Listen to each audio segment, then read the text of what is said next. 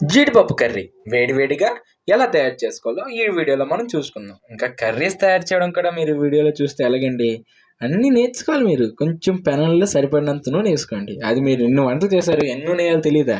కొంచెం జీడిపప్పుని కడగాలి, ఎందుకంటే జీడిపప్పులో కొంచెం పుచ్చులు ఎండ్లు ఉంటే పోతాయి కాబట్టి కడుక్కోవాలి.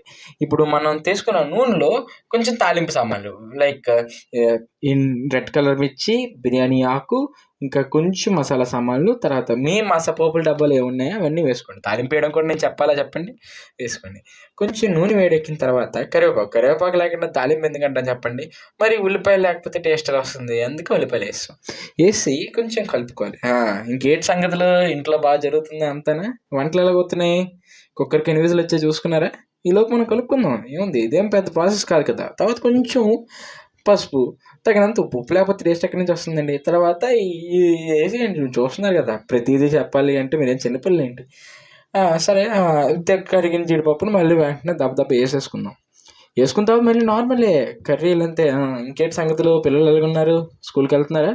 మీరు దీన్ని క్యారేజ్ గట్రా ప్రిపేర్ చేస్తున్నారా చెప్పండి? పిల్లలు అందరూ కొడేసుకుంటారు ఈ కర్రీ కోసం, ఎందుకంటే ఇది అంత బాగా వస్తుంది. ఎందుకంటే చెప్తున్నాడు ఎవడు? నేను. చేస్తున్నాడు ఎవరు? మీరు. మీకంటే పెద్ద వంటగాడు ఉంటాడు చెప్పండి? చేసినాడే వంటగాడు.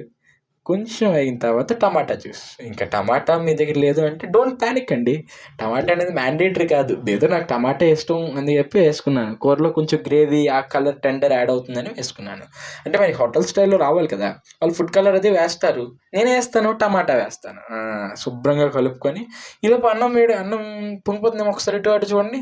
పొంగట్లేదు కదా, హ్యాపీ. పొంగిపోతే మీరు సిమ్లో పెట్టండి, మర్చిపోకండి. కారం, పిల్లలు ఎక్కువ కారం తింటే ఎక్కువ కారం వేయండి, కొంచెం కారం. తర్వాత మీద మీరు వేసుకొని గ్రేవీ కోసం, అంటే బాక్స్లో అన్నం కలుపుకోవడానికి వీలుగా గ్రేవీ కోసం నీళ్ళు వేసుకొని బాగా కలుపుకోండి. అయిపోయిందండి. ఇంకేంటండి చెప్పండి?